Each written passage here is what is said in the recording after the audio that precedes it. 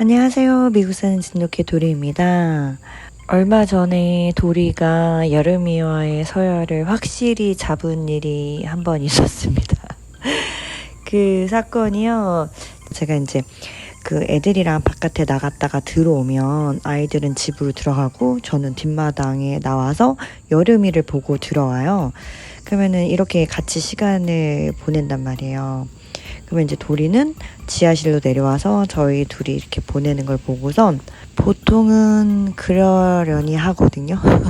그냥 안에서 지켜만 보고 있어요. 근데 하루는 저희 이제 춘기가 그 차고 쪽에 문을 열고선 들어간 거예요. 근데 이거를 다 열고 들어간 거죠. 근데 도리가 문이 다 열려 있다라는 거를 알고 있었나 봐요.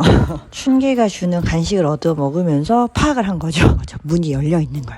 그래서 다시 지하실로 내려와서 저랑 여름이랑 같이 있는 거를 보고선 1층으로 올라와서 열려있는 차고문으로 뛰쳐나온 거예요. 그리고선 여름이를 추격한 거죠. 그러니까 여름이도 저랑 그냥 같이 시간을 보내고 있다가 갑자기 도리가 끊없이 뛰쳐나오니까 얘도 너무 놀래가지고 뒷마당으로 막 도망간 거예요. 이 숲을 속으로.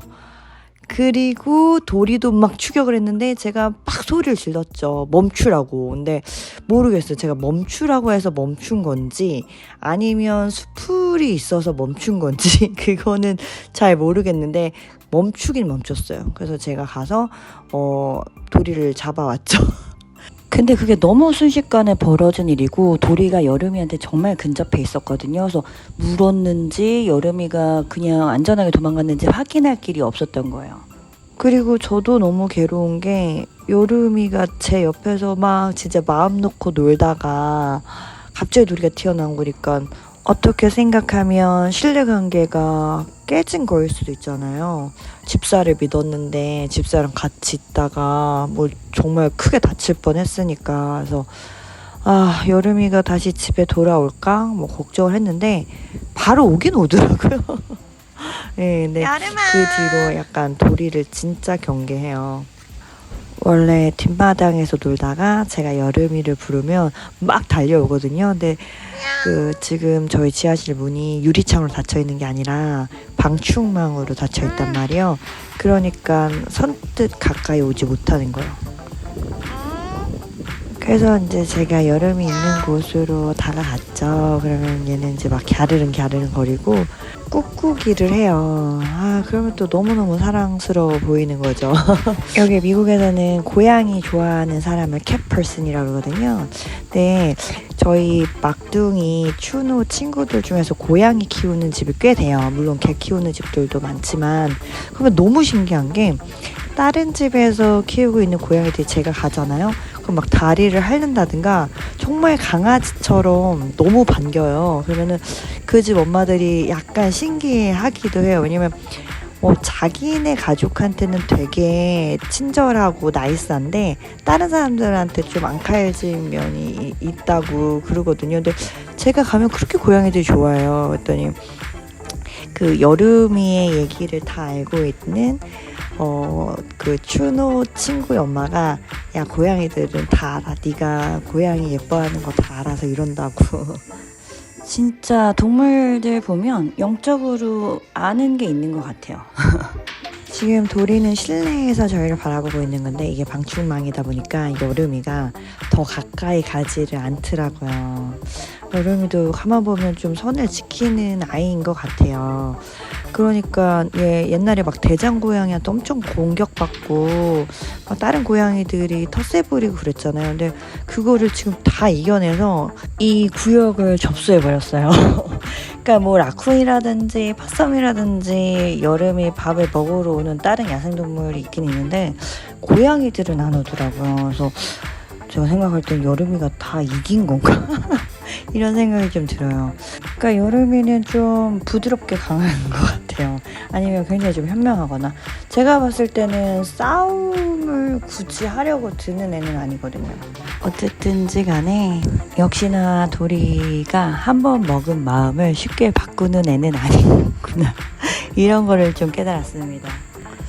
저도 결혼 생활 내내 내가 남편한테 어떤 존재인가, 그리고 어떤 대접을 받고 살아 내가 이런 거를 깨닫게 된 계기가 최근에 하나 있었어요.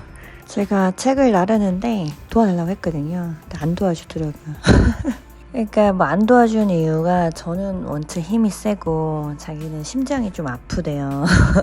그래서 안 도와주는 거예요. 근데 제가 좀 짜증이 나가지고 이거를 영상을 찍었다가 까먹지 말아야겠다. 이게 지금까지 결혼 생활 전반에 걸쳐 어디가? 있는 그냥 태도인 거죠. 아 진짜 안 도와줘? 오르막이잖아.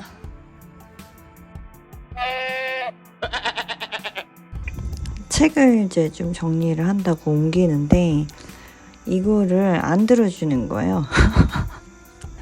제가 뭔가를 도와달라고 하면 몸은 알아서 아프거나 뭐 어딘가가 고장 나거나 이러더라고요.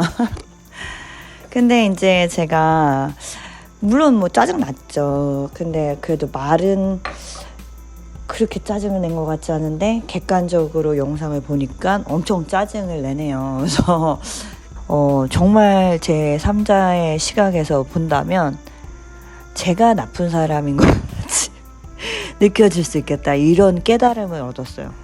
이렇게 화를 억제하고 최선을 다해서 참고 있어도 아니면 상대방을 정말 최선을 다해서 예우를 갖추고 대하더라도 그 안에 조금이라도 짜증이나 화가 들어가면 그거는 표현하는 사람의 잘못이 되는 경우가 있는 것 같아요. 내용이 어쨌든지 간에. 왜냐면 뭐 예를 들어서 상대방이 나한테 나쁘게 했다.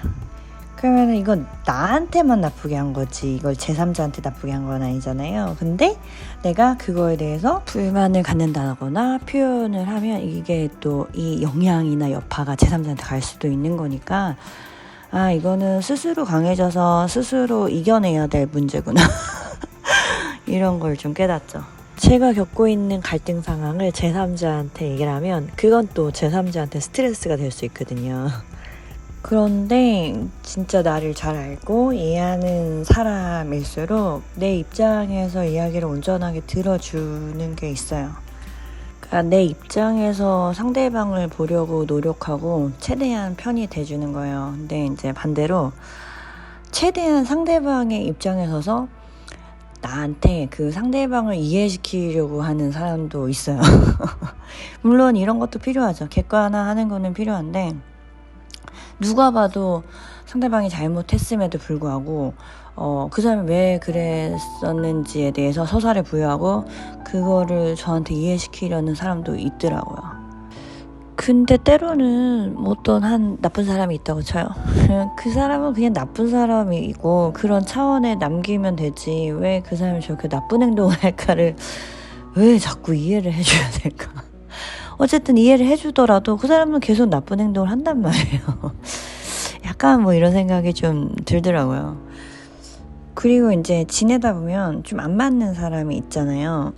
그럼 어떤 행동과 어떤 대화 때문에 안 맞아 이러면서 좀 멀어지는 거잖아요. 근데 제가 이번에 되게 깊이 있는 대화를 한 적이 있어요. 되게 안 맞는 사람하고. 근데 이제 얘기를 해봤더니 그냥 기본적인 가치관과 어떤 개념이 안 맞는 거예요. 그러니까 사사건건 부딪히게 되더라고요. 근데 이 가치관의 격차를 줄일 수 없거나 뭐 줄이려는 노력이 없다면 계속 안 맞을 수밖에 없는 거예요. 그래서 뭐 싸우고 뭐 어쩌고저쩌고 해서 의견을 조율해요. 그래서 이게 잘 맞춰진 것 같죠? 그 다음날 또 똑같아요. 다시 돌아가는 거예요. 자기 원래 가지고 있던 가치관과 개념을 돌아가 버리는 거예요. 그러다 보면 진전이 없고 항상 원점인 거죠. 그래서 뭐 가족 상담 이런 거 보면 상대방에 대해서 받아들일 건 받아들이고 포기할 건 포기하라고 그래요. 뭐 부부끼리 잘 맞고 너무 좋은 부부도 있긴 있어요. 있더라고요. 분명히 있지만 또 대부분이 안 맞아요. 사람들끼리 이렇게 같이 살면서 맞춰가는 게 쉬운 일은 아니니까. 그나마 좀 오래 가고 괜찮은 부부들은 서로 노력하는 거죠. 좀 배려하고 그렇게 존중해주면 정말 뭐 나와 다른 사람하고 살더라도 그 상대방을 좀 받아들이고 인정하는 게 크게 어려운 일은 아닌 거죠. 근데 뭐 서로 가지고 있는 가치관의 차이도 너무 큰데 뭐 배려도 없다 그러면은 많이 힘든 것 같아요. 아무튼 사람이 살면서 헤쳐나가야 될 문제 상황들이 있잖아요. 또 인생을 살다 보면 뭐 굴곡이 있죠. 업앤다운 굴곡이 있는데 내가 지금 바닥을 쳤다 그러면은 뭐라도 해야죠. 예, 뭐 내리막이 있으면 오르막도 있으니까 또 오르막을 향해서 뭐라도 해야죠. 근데 제가 평소에 좋아하는 시가 있어요. 그 도종환의 담쟁이라는 시거든요. 내용이 좀 좋아요. 그러니까 막 좌절과 절망의 순간에 있을 때 담쟁이를 봤더니 담쟁이는 조금씩 불가능을 가능으로 만들고 있더라는 거예요. 누구도 저 벽을 뛰어넘지 못할 거라고 생각했던 그 벽, 어쩔 수 없는 저 벽을 넘더라는 거예요. 시적 화자가 어떤 자연물을 보고선 깨달음을 얻은 거죠. 근데 내용이 좋아서 좀 좋아하는데 제가 어저께 이거를 읽어봤거든요. 너무 좋더라고요. 그래서 막 사람들이 저 벽을 어떻게 오르지? 저거는 어떻게 해볼 수도 없는 건데 이거를 그 담쟁이가 벽을 덮어버리잖아요. 근데 요 부분을 이렇게 표현하네요. 푸르게 절망을 다 덮을 때까지 바로 그 절망을 잡고 놓지 않는다. 깜짝 놀랐어요. 그러니까 어떤 자의식이라든지 주체의식이 강한 거예요. 자기가 가지고 있는 좋은 것들로 주변의 환경들을 덮어버리는 거죠. 먹어버리는 거예요. 근데 이에 대해서 작가가 한 말이 있어요. 그러니까 이렇게 말을 했더라고요. 우리가 살면서 벽이 많잖아요. 우리 가로막는 벽이 수없이 많잖아요. 근데 그때마다 뭐 좌절하고 쓰러지고 포기하고 이럴 게 아니라 담쟁이 같은 방식으로 좌절의 환경을 아름다운 풍경화로 바꿔 놓는다면 뭐 그래야겠죠. 그러면 아름다운 인생이다 이런 말을 했어요. 그러니까 푸르게 절망을 덮을 때까지 그게 좌절의 환경을 아름다운 풍경화로 만들어내는 능력인 거죠. 네, 또 그거와 더불어서 작가가 그런 얘기도 했었어요. 희망을 가진 싸움은 얼마나 행복하랴. 앞길 전혀 보이지 않는 어둠일 때도 우리들은 암흑과 싸우거늘 빛이 보이는 싸움은 얼마나 행복하랴. 새벽을 믿는 싸움은 얼마나 행복하랴. 그러니까 우리가 어떤 위기나 고난을 극복을 해나가요. 우리 인생에 닥쳐있는 것들. 근데 그거를 헤쳐나갈 때 뭔가 희망이 있다면 아니면 빛이 보인다면 행복한 거죠. 네. 앞이 보이지 않는 어둠 속에서도 싸워야 될 때가 있잖아요. 네. 근데 뭐 앞이 보이는 싸움이라면은 행복하겠죠. 그래서 그 미국의 윌슨 대통령이 그 얘기를 했어요. 이거 진짜 제가 좋아하는 얘기인데 정의가 평화보다 중요하다고 했거든요. 그렇잖아요. 정의는 평화를 가져오거든요. 종국에는. 근데 평화는 정의를 가져다 주지 못해요. 그냥 내가 좀 지금 편의를 위해서 정의를 세워놓지 않으면 언젠가 반드시 이때의 나태함 때문에 불이한 상황이 오는 것 같더라고요. 흑인 차별이 합법적으로 됐던 시대가 있잖아요. 그러면 뭐 흑인에 대한 차별 너무도 당연한 거니까 그냥 차별 대우를 받으면서 그냥 지내는 거예요. 그게 어떻게 보면 평화를 유지하는 길이거든요. 근데 내가 이거에 대해서 부당하다라는 목소리를 내요. 어떻게 보면 이게 평화를 깨는 행위가 되기도 하거든요. 그런데 제대로 생각을 해보면 이게 정의인 거예요. 남들도 다 저렇게 사는데 뭐 나만 불만 있는 거 아닌데 내가 지금 이렇게 시끄럽게 뭔가 일을 일으키면 아휴 이게 좀 그렇다 그냥 가만히 있자. 이게 어떻게 보면 평화거든요. 평화를 지키는 거거든요. 그렇지만 이런 평화라면은 깨는 게 맞다고 봅니다. 깨는 게 맞죠. 그래야지 더 나은 삶이 오고 더 나은 미래가 있는 거고 하는 거니까.